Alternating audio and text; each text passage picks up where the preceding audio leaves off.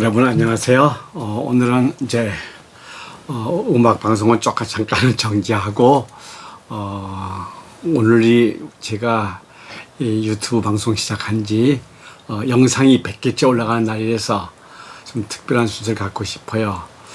제가 어제 아내랑 이렇게 시내 이제 간단한 점심 식사하러 이제 갔다 왔는데 참 여러분은 익숙해진지 모르지만 참 기이한 풍경이에요. 시장에 그 많은 사람들이 전부 다 마스크를 쓰고 있는 거예요. 그게 늘 보던 건데 어저께는 아주 특이하게 보이더라고요. 야, 이 사람들이, 이 많은 시민들 뿐이겠습니까? 전국에, 아니, 우리나라 뿐이겠습니까? 전 세계 사람들이 오늘 갑자기 마스크를 다 쓰고, 뭐 스포츠 감독들도, 스포츠 해설하는 사람들도 다 마스크 쓰고, 야, 제가 인생을 그래도 70년을 살아오면서 이런 광경을 처음 보면서 이 생각만 하면 가슴이 먹먹해지는 거예요. 야, 믿음의 관점에서 봤을 때 왜 우리 하나님은 이런 고난을 주실까? 여러분들도 그렇지 않습니까? 참 생각만 해도 가슴이 먹먹해지고 답답해지는, 경제는 경제대로 참으로 상인들 어려움 다 도사하지. 이 파장은 무슨 전쟁하고 비교할 수가 없는 기가 막힌 현실이 우리 앞에 와 있지 않습니까? 여러분, 이런 사태를 보면서, 코로나19 사태를 보면서 어떤 방법으로 이겨내고 있으십니까? 그냥 누구 탓하고 그 나무라고 정부에다 문제라고 어느 목사에게 문제라고 하여튼 자꾸 남에게만 문제 삼고 하는데, 저는 어제 마스크 쓴 시민들을 보면서 저는 딱 떠오르는 것이, 하나님께서 우리 보고 말하지 말라는 것 같았어요. 여러분, 우리 마스크라는 건 예전에 보면은 무슨 미세먼지를 제거한다든가 감기가 걸렸다든가, 그죠? 그 다음에 시위할 때 침묵 시위라 그래가지고 마스크 쓰고 X자 이렇게 붙여가지고 그때 마스크를 썼었어요. 그거 말하면 마스크는 뭐냐면 침묵이라는, 말하지 말아라.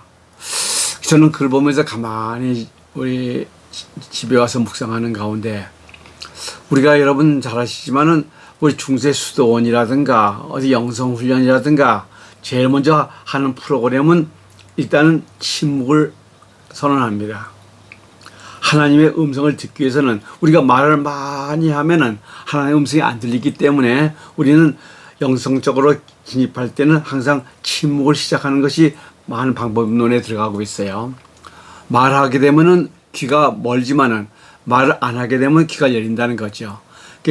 침묵하면서 하나님의 음성을 듣는 식으로 이 마스크를 다 씌워주신 거는 아마 하나님께서는 침묵하라는 게 아닌가.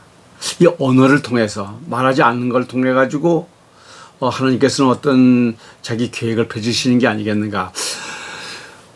창세기 11장에 보면은 인간들이 바벨탑을 쌓아가지고 하나님 앞에 도전하려 했을 때 하나님께서는 언어를 혼잡해가지고, 그죠?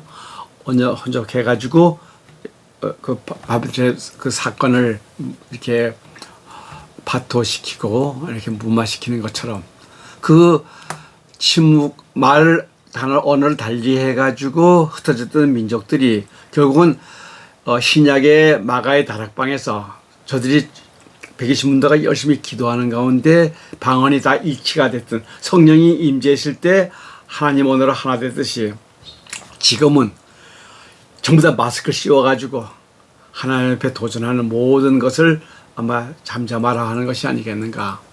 저는 그렇게 생각을 해보고요. 또 마가복음 4장 39절에 보면은 풍랑이 있는 배를 여러분 잘 많이 들으셨죠?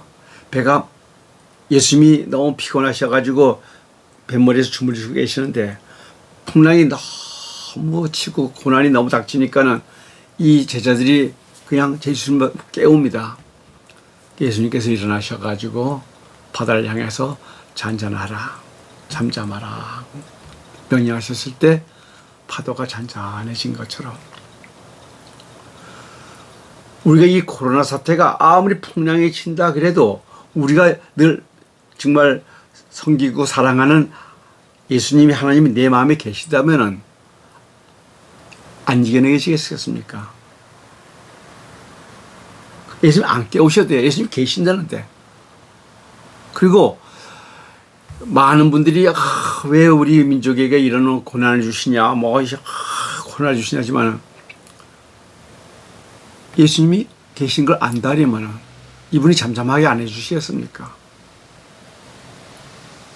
우리는 결국은 뭐냐면 하나님과 함께하는 것을 잘 믿지 않고 조금만 고난이 와도 우리는 하나님께 원망을 하거나 하나님께 여러분 고린도서에 볼 것 같으면 하나님께서 우리에게 어려움을 주시지만 어려움을 주실 때는 반드시 피해가게 주시지 않습니까? 하나님이 이 어려움을 주셨다 그래도 하나님께서 피해가게 주시고 스스로 우리가 시험 당하는 것은 우리 욕심에 미혹돼서 그럴 수도 있고 인간의 욕심의 편리성 때문에 자연 파괴하고 이래서 이런 질병이 오지 않겠나 생각도 할 수 있지 않겠습니까? 하나님께서 그렇지만 반드시 피해가게 주십니다. 지금 우리가 이 어려움 당하는 이것도 어느 때가 되면 하나님께서 분명히 정리해 주실 줄 믿는데 근데 그러기 위해서는 우리가 이제는 진짜 하나님 앞에 엎드려야 되지 않겠는가. 사무엘 3장에 보면요. 여호와의 말씀이 희귀할 때 하나님의 이상이 안 보인다 그러죠. 지금 우리 이 땅에 우리가 기독교인이라고 하지만은 정말 말씀대로 살지 아니하고 말씀을 가까이 하니까 말씀이 희귀해졌을 때 이런 어려움이 있지 않겠나 생각도 좀 해보는 거예요. 이제는 우리가 정말 에스더처럼 온 민족이 멸망당하는 그런 어려움 속에서도 애쓰는 방법이 간단합니다. 기도했던 거죠. 우리 엠마우스를 거쳐가는 만여 명의 용사들이 있지 않습니까? 준비해놓은 7천인들이 이제는 우리가 나서서 우리가 현장을 뛰어 들어가는 게 아니라 가만히 침묵하면서 마스크 쓰고 잠잠하면서 말씀과 기도로 하나님께 엎드릴 때 하나님께서 반드시 이 어려운 환경을 저는 해결해 주시라고 믿습니다. 아무리 어둠이 있어도 캄캄한 새벽이 올 때는 밝음이 오기 전에는 가장 어둡다 그러죠. 가장 이런 어려움이 있을 때 우리는 하나님을 만날 수가 있다는 사실이죠.